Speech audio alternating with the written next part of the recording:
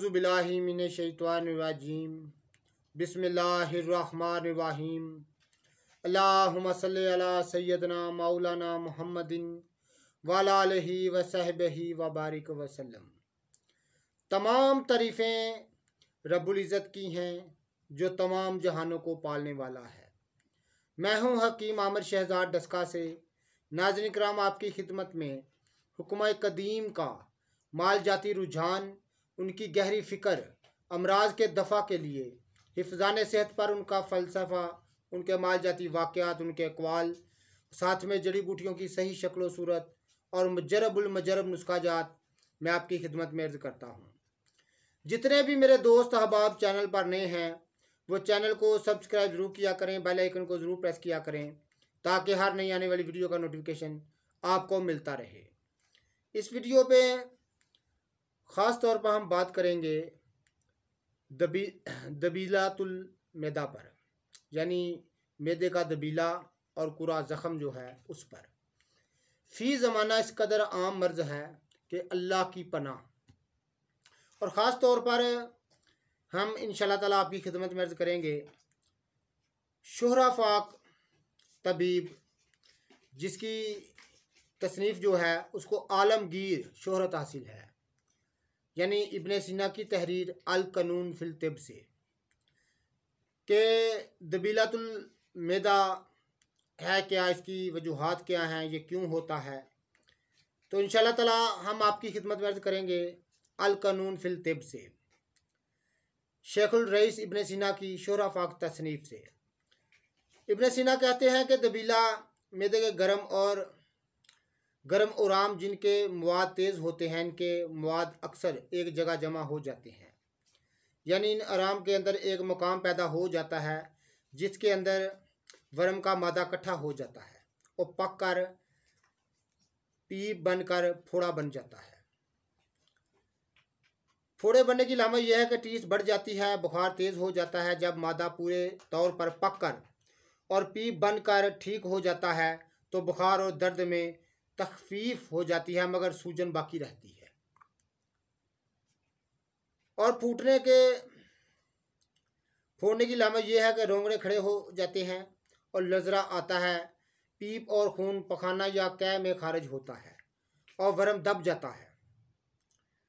अगर फोड़ा बनने के बाद वर्म खुद ब खुद ना फूटे तो ताज़ा दूध और गर्म पानी पिलाकर वर्म पर नरमी से दबाव डालें और मरीज़ से कहें कि निहायत नरम गद्दे पर पेट के बल लेटे ताकि दबाव से वर्म फट जाए। फिर शक्कर का पानी या शहद का पानी पिलाएं ताकि इससे धुल कर साफ़ हो जाए। फिर पीप के साफ़ हो जाने के बाद ऐसी दवाएं खिलाएं जिनसे ज़ख़म भर जाए, मसलन कुंदर, दामुल खवैन, गुलनार, कोहरबा, गिले अरमनी और गुल सुरख वगैरह ऐसी चीज़ें इस्तेमाल करनी चाहिए। कुरा व सबूर, मैदे के ज़ख़म और इसके दाने। मैदे के कुरा अक्सर औक़ात बुवाब के पास और मैदे की पिछली दीवार में पैदा होते हैं। छोटे बड़े अदद कम व पेश होते हैं, मगर अक्सर औक़ात अदद एक ही कुरा होता है जो तकरीबन एक पैसे के बराबर फैला हुआ होता है, जिसकी शक्ल बैजवी या गोल होती है। किनारे गहरे होते हैं। इस मर्ज़ में ज़्यादातर 10 से 40 साल की उम्र की औरतें ज़्यादातर मुब्तला होती हैं। इस मर्ज़ के असबाबिल-उलूम मुतज़्ज़िल होते हैं। गली सड़ी और शकील अग़ज़िया का इस्तेमाल करना, ग़िज़ा के खाने में बेइतदाली करना, वरम मैदा मुज़मन का पहले से मौजूद होना। अक्सर औक़ात ये शिकायत ऐसी औरतों को हो जाया करती है जो याम की खराबी की वजह से नफ्सुल दम की शिकायत में मुब्तला रहती हूँ।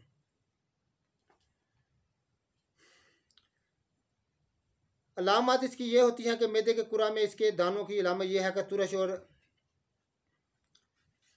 चीटी चीज़ों के खाने के बाद शानों के दरमियान या कस यानी सीने की हड्डी के नीचे या नाफ के ऊपर दर्द होता है और क्या पखाना या पखाने में पीप या खून ज़ाहिर होता है। मैदे के ज़ख़म की अलामत में से भी है कि डकारें बकसरत और बदबूदार आती हैं और ज़ुबान खुश्क हो जाती है।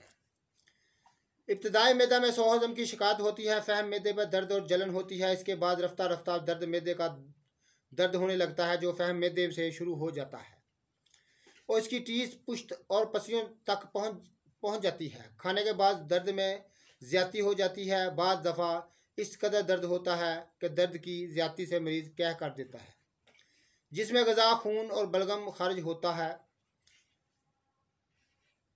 फ़ेले हज़म हमेशा ख़राब रहता है। भूख ज़ायल हो जाती है। मरीज़ रफ्ता रफ्ता ज़हीफ़ होता जाता है। कब्ज़ रहता है। ज़बान सुरख होती है। जब मरीज़ इस हद तक पहुंच जाता है कि मैदे में सुराख पैदा कर दे तो इस वक़्त रफ्तार फ़हमुल मैदा में शिद्दत का दर्द होता है जो बिलाखिर तमाम शिकम में फैल जाता है, जिससे मरीज़ निढाल और इसका चेहरा जर्द हो जाता है। नबसरी ज़ईफ़ चलती है, क्या आती है, पेट में नफ़ा हो जाता है। अगर पेट को दबाया जाए तो तकलीफ़ होती है। जब कुरे की पेप मैदे से निकल कर सफ़ाक तक पहुँच जाती है तो सफ़ाक के गैर मामूली और तवरम से मरीज़ हलाक हो जाता है। इंजाम इसका इब्न सीना बताते हैं कि मुम्मा कुरा मैदे के मरीज़ तंदुरुस्त हो जाया करते हैं बशर्ते के इलाज और परहेज़ अच्छे तरीके से किया जाए, वरना मर्द तरक्की करता जाता है और बिल आखिर मौत वाक़या हो जाती है।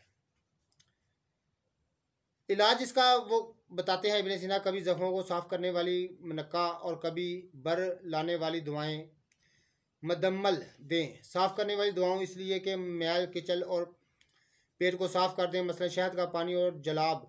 इस मतलब के लिए ऐसी तेज़ दवाएं इस्तेमाल ना करें जो अपनी तेज़ी से छील कर ज़ख़म को बढ़ा दें। और फिर भरने वाली दवाएं ये हैं कि करस कहरबा ऐसे रबूब के साथ जो काबज़ हों। तो नाज़रीन किराम, ये कुरा की अलामतें मैंने आपकी खिदमत में अर्ज़ कर दी हैं इब्न सीना की तहरीर से। आगे वो फरमाते हैं कि उफारा, शिकम का उफारे की अलामत क्या है। नफ़ा शिकम में मैदा और अंतों की कुव्वत हाजमा और इनकी साखत कमज़ोर हो जाती है, जिससे इनमें रिया पैदा होकर नफ़ा की कफ़ियत पैदा हो जाती है। पेट गाहे मैदे की वजह से फूलता है। मसलन यह कि मैदे का मजाज कहीं किसी वजह से बिगड़ गया हो, सो मजाज सादा या गज़ा की वजह से या इस वजह से फूलता है कि मैदे में कोई गज़ा खिलत आ गई है। मैदे की वजह से पेट के फूलने की सूरत यह है कि इसमें बरूदत लाक हो जाती है, इसकी हरारत गरीजिया कमज़ोर हो जाती है, इसलिए मैदा गज़ा के पकाने पर कादर नहीं रहता और बजाय हज़म के इसमें एक दूसरी किस्म की तहरीक पैदा हो जाती है, जिससे बखारात पैदा हो जाते हैं। गज़ा की वजह से पेट फूलने की सूरत ये भी होती है कि इसकी ज़्यादती की वजह से या इसके अंदर रतूबत के ज़्यादा होने की वजह से या इस वजह से कि गज़ा नफसा नफाक पेट फैलाने वाली चीज़ें या इस वजह से कि इसमें बसांद है, गज़ा इसकी काबिल नहीं होती कि हरारत इसको पूरे तौर पर पका सके। चनाचा जिन चीज़ों में रतूबत ज़्यादा होती है, मसलन कद्दू, ककड़ी, इनमें जब बदनी हरारत अमल करती है तो ये अच्छी तरह हज़म नहीं होती, इनसे बखारात उठते हैं जो रिया की सूरत में जमा हो जाते हैं।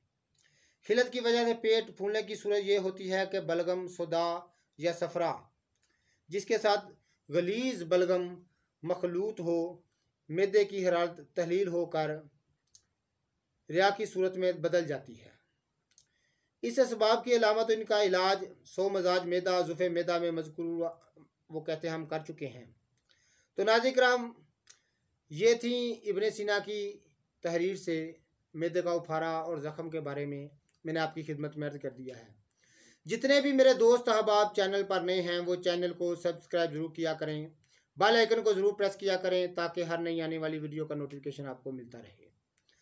किसी दोस्त अहबाब ने मेरे साथ बात करनी हो किसी बीमारी के मतलब या दवा के मतलब, मेरा नंबर है 03068598 इस नंबर पर आप रब्ता कर सकते हैं।